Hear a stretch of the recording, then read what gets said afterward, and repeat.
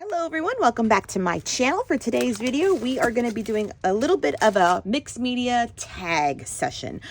This is part of a cherry on top YouTube hop, and the theme for the hop is flowers. So I have recently hauled the new stamp called Abstract Florals CMS 479. This is the new release from Tim Holtz. I recently picked it up. So we're going to do a little bit of a Dina Wakley acrylic spray on some tags that I simply cut out of Basil white cardstock in Marshmallow, which is the thick kind. So we're going to spray these down, let them dry, and then stamp and probably, well, I think I'm going to emboss these too. So we'll put some embossing ink on it and then stamp on there and see how striking they can become. And when we spray, I have like a few colors of green to do towards the bottom for like the leaf area. And then we got pinks and purples, an orange and a yellow for the top for the flower section. So hopefully it'll lend itself to looking flowery, but being on here. I have two that were measured 4x6 and then two that measure 4x8, and I made them myself. So these are really simple. And then we'll have them to use in our journal pages in the future. So let's get started first spraying them, because you know these behave really nicely together. It kind of gives you that bubbly, they call it like nebulous, you know, when it looks like it's almost like a galaxy kind of thing. And I have my little daughter with me, so she's going to help do some of the spraying. But we have the box here ready to go. And then we have this here ready to go for the drying. So she'll spray and I'll dry. So you'll see her little hands here. She's going to be mommy's assistant today. All right, so let's get started. Hi, I'm right here. All right, stand down, Bo. I'll jump over. Get ahead. Okay. So you're going to take the two greens. One, what? Because you're making the leaf part of the flowers. Okay. And only spray from like here down, and then you'll take pink, spray the top parts, and a purple for the other one, or an orange for like the top half. Okay? And it doesn't have to be like coated all the way. It could be kind of speckly. Okay. Okay? So here, start with this one's called Aloe. I didn't even take off this one. Okay, this is the lighter green, and then you'll do the dark green. Okay, go ahead. Do I And put just- on both of them? Yeah, and just spray in the box. Okay, so my little assistant helped me, and I definitely recommend keeping like a box that comes with a shipment for this, because the overcast spray, this is ink, it will get and splatter everything on your desk. So this was the best way to go about it, especially with my 6-year-old helping me. And bless her little heart, she gave it all her all. She had no like strength in her little digits, so she would like use her thumb, and then I would hold it and she would just press down on the nozzle. It was just adorable.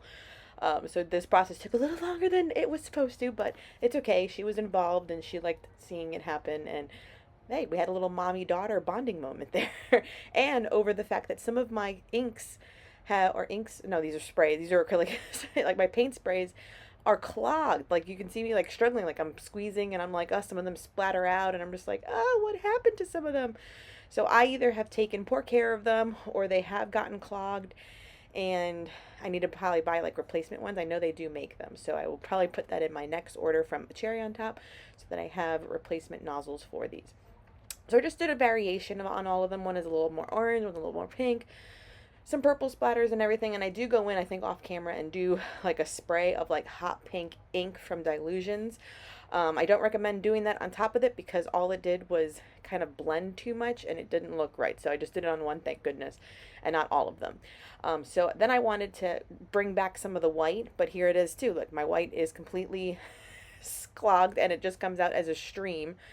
So that didn't even spray. I just wanted to have more of the negative space again, and that didn't turn out right. I could have gone in maybe with some paint, but I was like, you know what, kind of like the messy little paintbrushes look rather cute actually, so we're gonna roll with it. And I was just trying to have it dry super fast, so I was dabbing off some of it and using the heat dryer. And there's my little assistant again. Okay, so this is what we got so far with our splatters and paint. I'm realizing that these are getting clogged on me sitting here. I have to use these more because otherwise this product is going to go to waste. But I think, I need to see if I can unclog them, probably just rinsing them out in water, you know, to get them unclogged. This one was clogged. This one was definitely clogged. And or just buy replacement squirt things. And so what I'm realizing too with these stamps, I had said I wanted to heat emboss them so that they wouldn't move and they would have that. But I can't do that because you remember these are acrylic. So this is plastic. This is paint. So I can't do heat embossing in black, but I brought out my archival ink. This one's from Close to My Heart. Archival I'm reaching for so that if I do any other water type medium on top, it won't move as well. So let's get stamping on them, and they worked out perfectly. See what I mean about like laying them down, the green and then the flower. So we can do probably maybe one per, right? One per.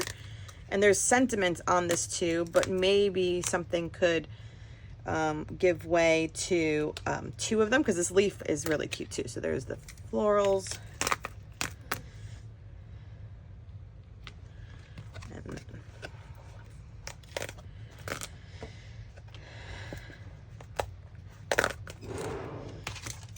like we can do probably the leaf on some of them too. Okay, so let's get stamping. From here, I do recommend if you did want to heat emboss these, I will definitely say use like your oxide sprays if you have that in your collection, or maybe like your shimmer sprays, or even dilution inks. That would have been better because it could be taken with the reactive, you know, hot tool. Because these were plastic, I'm so glad I remembered that because I would have been inhaling plastic fumes while in my craft room. I probably would have passed out. So archival ink is the next best thing. I know I explained that this one will just not react with water in case I add anything else. And actually I don't add anything else other than more, I go with the turquoisey blue paint splatter at the end. But I'm still glad I used the archival because I think I got a good impression. Yeah, so archival worked best, and I do take the time to do like 2 stamps. This one's getting a few more per card because I was like, I think it was too simple with one, but by all means, one worked great. These are the new releases from Tim Holtz. I really look forward to playing with these again because why I like these, you know, I go for my alt-new when I want realistic flowers, but I love the way these are like doodly, sketchy, abstract flowers, which I don't have too many in my stash. So really like that, and I'm using all the sentiments that also come on the stamp sheet. It's a big one. It's like 6x8 size. So one says love you, thinking of you, just because, and then I did XOXO twice for this last one. And I think the variation looks fantastic. So then I'm still like, okay, what should I add to them? And before I add it to them, here's me adding that blue paint splatter. And actually, I probably want to add a little bit more, but that's neither here nor there. It's just looking back at your project, and I'm like, oh, I should have added more. So here I am adding ribbon. I was like, what color ribbon? Should I do green? Should I do pink? And I was like, you know what? I have a bunch of different black and white ones. So I got the stripe. I got this black with like plus signs on it.